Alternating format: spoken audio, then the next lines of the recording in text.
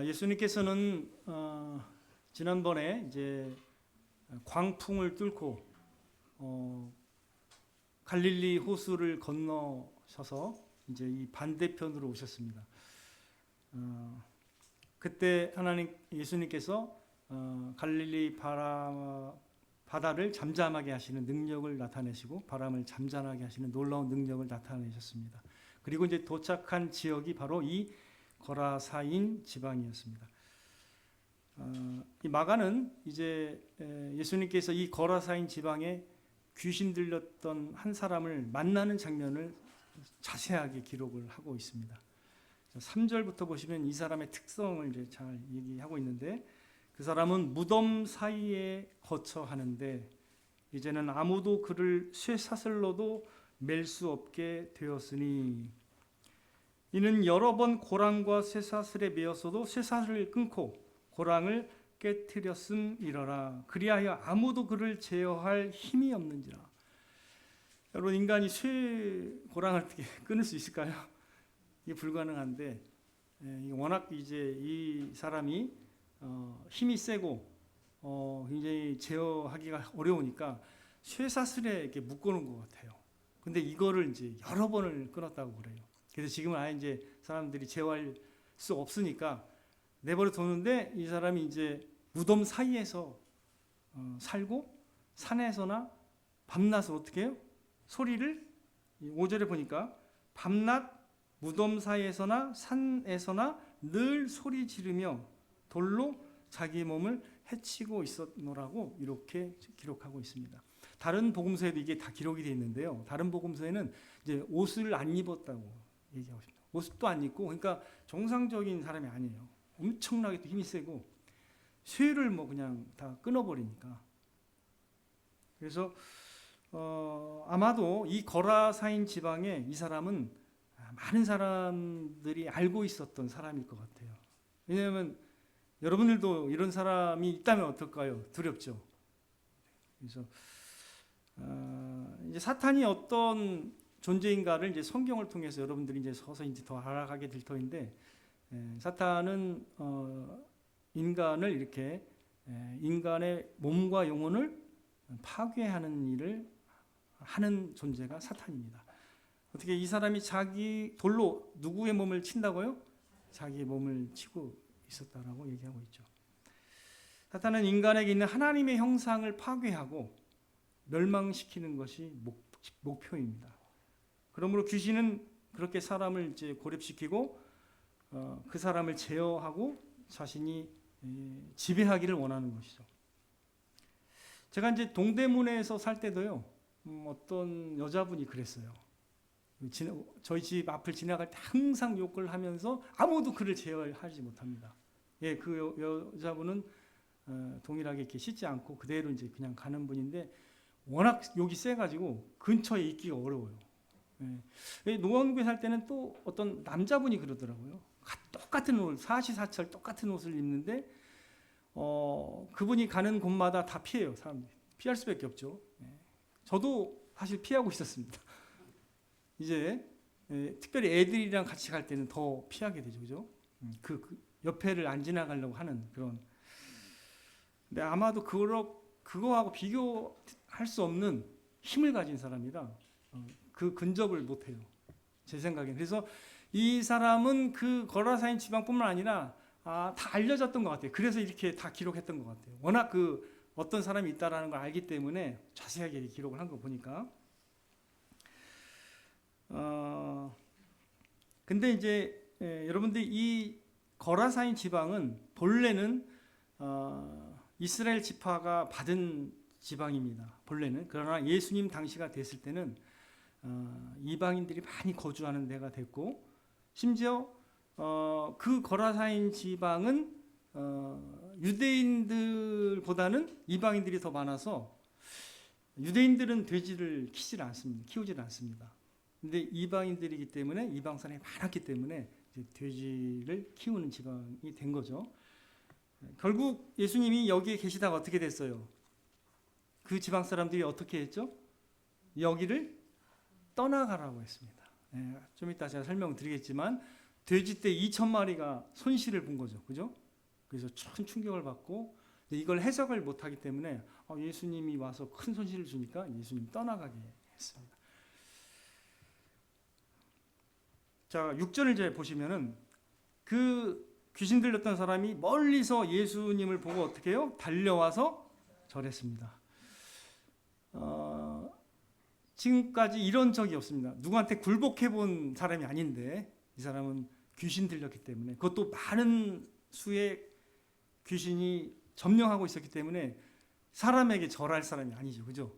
예, 근데 어떻게 해요? 달려서 절하고, 어떻게 큰 소리로 부르짖어서 이렇게 얘기했네요. 지극히 높으신 하나님의 아들 예수여, 이렇게 예수님 보고 언급했습니다.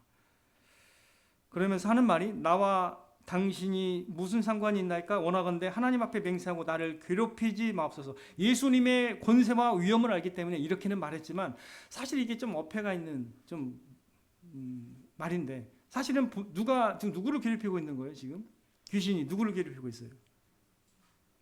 이 귀신들이 누구를 괴롭히고 있는 거예요? 사실은 사람을 괴롭히고 있는데, 예수님이 오자마자 예수님 보고 자기 괴롭히지 말라고 얘기하는, 이게 사탄의 방식입니다. 그냥 나오라고만 한 건데, 그 사람을 괴롭히지 말고 거기서 나오라고 한 건데, 하나님이 선을 행하고 올바른 정의를 행할 때 사탄은 그것을 괴롭힌 걸로 이해합니다. 다 이게 악한 자들의 생각이에요. 인간들도 사탄의 강한 영향을 받아서 사람을 죽였지만 그때 다른 핑계를 댑니다.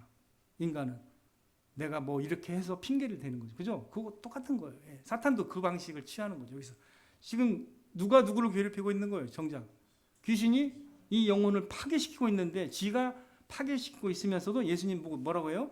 나를 괴롭히지 말라고 하는 거예요. 놀랍죠? 이게 사탄의 방식입니다. 8절에 이는 예수께서 이미 그에게 이르시기를 더러운 귀신아 그 사람에게서 나오라, 이렇게 말씀하셨다고 말하고 있습니다. 그리고 내 이름이 무엇이냐 물어봤을 때 내 이름은 군대니 우리가 많음이니이다. 그리고 이제 10절에 자기를 그 지방에서 내보내지 마시기를 간구한 겁니다. 왜 이렇게 간구할 수밖에 없냐면, 예수님은 모든 피조 세계를 다스릴 수 있는 권한이 있는 분이고 능력이 있습니다. 예수님 말 한마디면 이 귀신들도 정리가 될 수 있기 때문에, 그래서 이렇게 간구하는 겁니다. 그 귀신들이 이 지방에서 지배해왔기 때문에 이 지방을 떠나게 하지 말라고 이렇게 간구하고 있는 거죠. 예수님이 하나님의 나라의 복음을 들여오고 전하고 계셨지만, 즉 하나님의 나라가 임하기 시작했지만 완성된 게 아닙니다. 그래서 우리가 이것을 이제 신학적 용어로 already not yet이라고 그래요. 그러니까 이미 시작됐지만 하나님의 나라는 아직 완성되지 않았다. 이 땅에서는 그래요. 그렇기 때문에 사탄의 활동을 예수님도 잠정적으로 허락을 하신 거기 때문에 여기에서 내쫓지 말아달라는 간구가 있는 거예요. 근데 예수님이 그걸 허락하신 거죠. 그죠? 그래서 그 허락하셨으면 어떻게 알 수 있어요? 여기서 이 군대 귀신들이 여기 내려가면 11절에 뭐라고 하고 있죠? 12절에 이에 간구하여 이르되 우리를 돼지에게로 보내어 들어가게 하소서. 예수님이 13절에 허락하셨습니다. 돼지떼가 많았던 것 같아요. 근데 거기에 이제 들어가더니 난생 처음 보는 장면이, 이제 돼지 치던 사람이 일생에 이런 장면은 보지 못했을 겁니다. 돼지가 물에 그렇게 쉽게 막 들어가는 그런 성질이 아니거든요. 뭐 해양에 사는 것도 아니고. 근데 산에서 어떻게 해요? 비탈길로 내려가가지고 그냥 몰살 2,000마리가 다 몰살 당한 광경을 보게 된 거죠. 이거는 예수님의 제자들이나 그 양을 치던 사람이나, 아니 돼지를 치던 사람이나 그 모든 사람에게 이거는 너무나 충격적인 일이었죠. 이 귀신들은 예수님의 권세와 위엄을 알았지만 사실 그분의 명령을 두려워하긴 했습니다. 두려웠지만 그래도 복종해야 되기 때문에 그 사람에게서 나왔어요. 하지만 대신 우리한테 이 거처를 달라, 돼지떼한테 내가 들어가겠다 해야죠. 돼지떼에 들어가서 어떻게 해요? 아예 바다에 그냥 가서 몰살해서 거기서 있기를 원했던 거죠.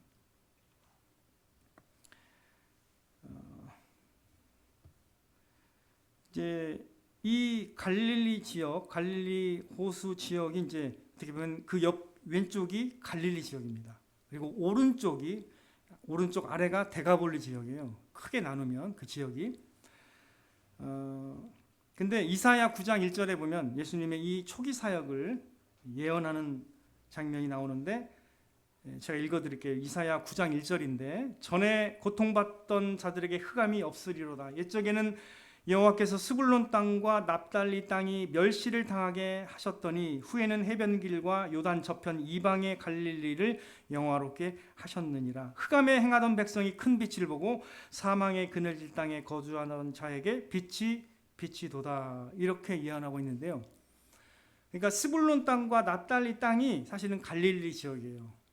근데 그 갈릴리가 보통은 이제 예수님 이전에 아수르가 지배했고 이방인들이 많이 사람들이 씹어놨어요. 아수르가 이방인들을. 그래서 그쪽은 어떻게 보면 천대받는 동네인데,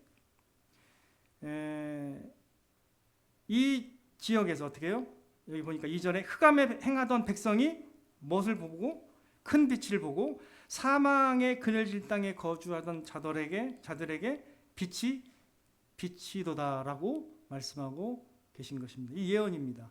그러면 예수님의 사역이 어디에 지금 집중된 걸 알 수 있어요? 우리가 초기에 보면 갈릴리 지역이죠, 그죠? 갈릴리 지역에 이렇게 예수님께서 놀라운 사역을 하고 계심을 보게 됩니다. 근데 이 묘사에서 우리가 기억해야 될 게, 우리의 상태가 어떤 상태에 있었다고 말씀하고 있는 거예요? 흑암에 앉아 있는, 그리고 사망의 그늘에 앉아 있는 자로 성경은 우리에게 묘사하고 있습니다. 자, 그런데 그러한 지방에서 지금 누구를 지금 예수님께서 구원하신 거예요? 특별히 군대 귀신, 수많은 귀신이 그 사람을 점령한, 그래서 밤낮 무덤 사이에서 소리 지르며 미치광이처럼 살아가는 이 한 영혼을 어떻게 해요? 만나 주신 것입니다.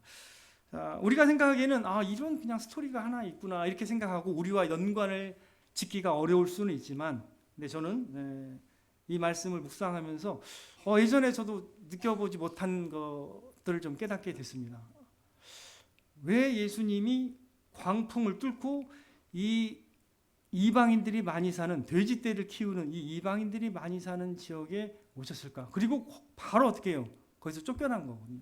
떠나라고 했기 때문에. 그럼 결론적으로는 누구를 위해서 광풍을 뚫고 오신 거예요? 누구 때문에? 한 사람 때문이죠. 한 영혼 때문에 예수님께서 오셨다가 다시 배 타고 떠납니다. 자, 마가복음 5장 21절을 보겠습니다. 같이 읽겠습니다. 시작. 예수께서 빠진 건너가시니 큰 무리가 그에게로 모이거늘 이에 바닷가에 배를 타고 다시 돌아가셨습니다. 그죠? 그러니까 누구만 만난 거예요, 지금 딱. 그 사람 한 명 딱 만나고 돌아가신 것입니다. 이건 우리에게 놀라운 것을 전해주고 있는 겁니다. 여러분들, 사탄이 어떤 존재인지 다시 한번 설명을 드리면, 사탄은요 어떤 존재인가요? 하나님의 형상으로 지음받은 인간, 하나님의 최고의 작품이 어떻게 해요? 그 작품을 망가뜨리고 패망하게 하는 것을 통해서 하나님을 대적하는 존재가 바로 사탄입니다. 근데 하나님이 왜 이런 사탄을 허락하시고 이 사탄이 있게 만드셨는가는 더 큰 차원에서 우리가 이해해야 됩니다. 그건 지금 당장은 말씀드리지 않겠지만, 그래서 이 사탄이 일단 어떤 존재고 어떤 목적으로 우리에게 어프로치하는지를 이해해야 됩니다. 자, 여러분들, 사탄하면 어떤 특별한 사람에게만 이게 어떤 영향을 받고 오는 것으로 생각할 수가 있지만, 근데 그렇지가 않습니다. 여러분, 이 지점에서 여러분들이 잘 이해하셔야 되는데, 여기 보면 이 사람만을 생각할 때는 어때요? 이 사람을 생각할 때는 그 누가 생각하든 정상적인 사람이 아니란 말이에요. 누가 이 사람을 케어할까요? 국가가 케어하려고 할까요?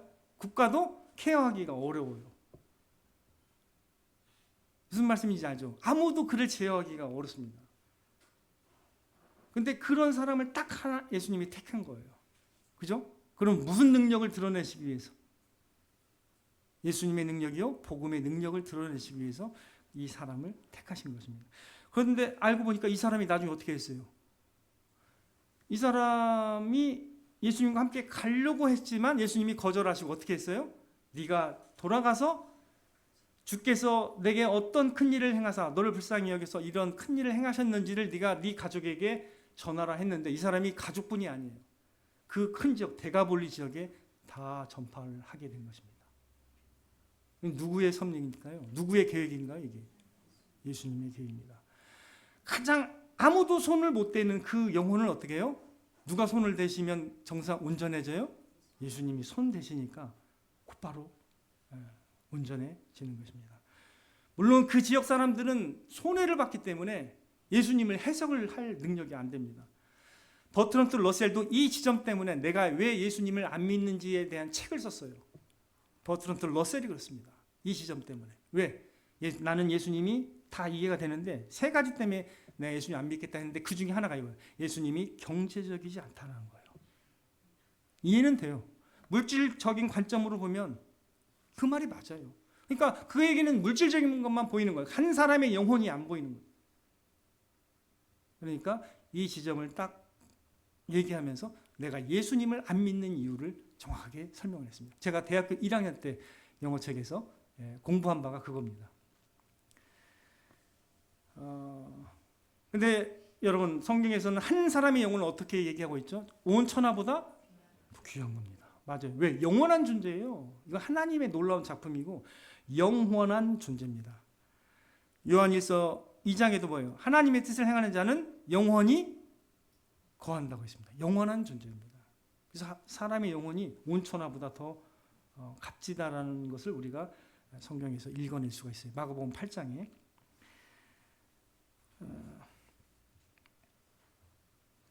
사탄은 인간을 죄와 어둠에 눌려있게 해서 사람을 혼미하게 하고 속이고 비진리를 따르게 합니다. 그러나 복음의 능력은 그렇게 된 사람을 회복시킨다는 것이죠. 예수님만이 예수 그리스도의 복음은 그런 사람을 회복시킬 수 있다는 것을 여기서 강하게 우리에게 전하는 것입니다. 그럼 우리는 어떨까요? 우리는 이 거라사인을 통해서 배울 수 없을까요? 우리는 다 완전히 정상인가요? 한번 생각해 보겠습니다. 사람의 마음에 싹 트는 게 뭐가 있는지, 미움이 싹 트면 그걸 뭐라고 했어요? 성경에서는 살인한다고 얘기하고 있습니다. 살인의 아버지는 누굽니까? 성경에 살인의 아버지 사탄입니다. 요한복음 8장 44절에 이렇게 말씀하고 있죠. 한번 볼까요? 요한복음 8장 44절 그 뒤에 있어요. 요한복음 8장 44절 말씀 보겠습니다.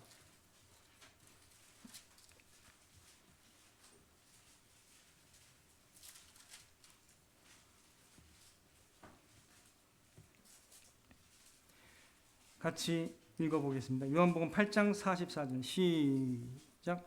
너희는 너희 아비 마귀에게서 났으니 너희 아비의 욕심대로 너희도 행하고자 하느니라. 그는 처음부터 살인한 자요 진리가 그 속에 없으므로 진리에 서지 못하고 거짓을 말할 때마다 제 것으로 말하나니 이는 그가 거짓말장이요 그 거짓의 아비가 되었습니다. 사탄의 특징은 거짓의 아비고 살인의 아비예요. 사실은 여러분도 잘 아시지만 창세기부터 딱 보시면 첫 아담이 또 하와가 죄를 지은 후로 그 2세대에서는 어떻게 무슨 일이 벌어났어요? 2세대에서 바로 살인이 일어났습니다. 가인. 그리고 점점 가면서 나중에 살인을 자랑하면서 노래하는 자기의 용맹과 힘을 자랑하는 식으로 인간이 변화됐죠. 나중에 6장에 가서는 죄가 세상에 관영해서 하나님이 이거를 정리하지 않으면 안 될 정도로 죄가 가득 찬 거예요. 그냥 아무나 다 자기가 취한 거예요. 다른 사람의 여인이 부인이든 뭐든 상관없어요. 그냥 취해서 죽이고 취하는 거예요. 이런 식으로 살게 되는 거예요.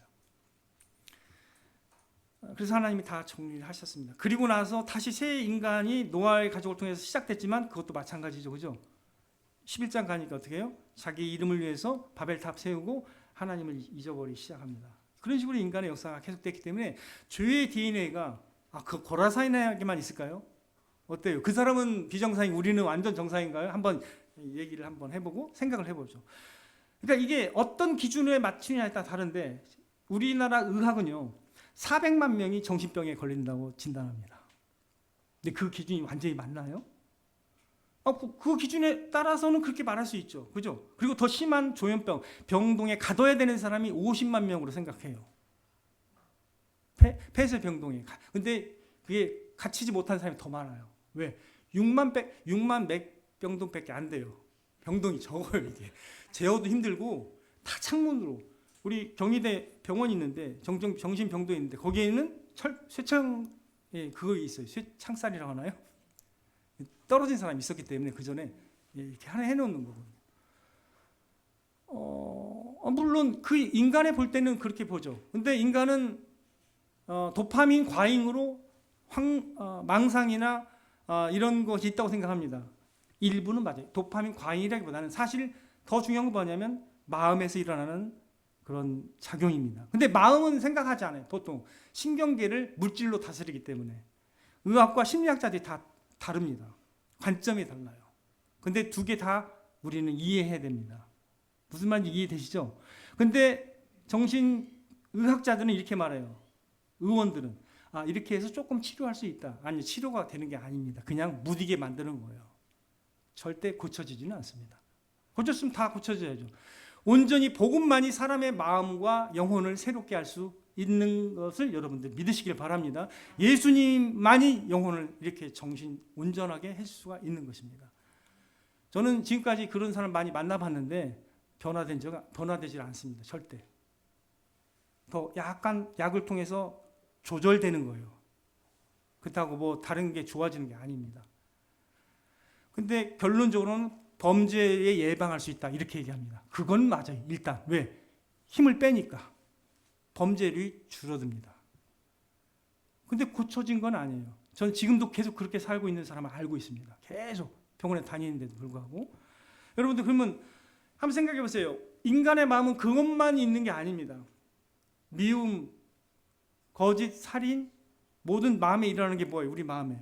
죄악이 우리 마음에 일어나요? 안 일어나요? 일어나죠.